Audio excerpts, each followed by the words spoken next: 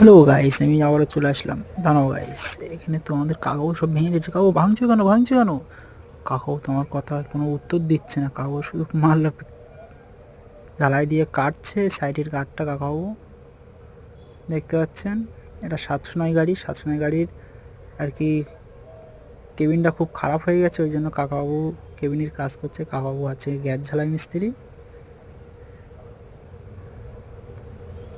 এই যে গাড়ির কেবিনের অবস্থা আপনারা দেখতে পাচ্ছেন, খুব খারাপ অবস্থা হয়ে গেছিলো।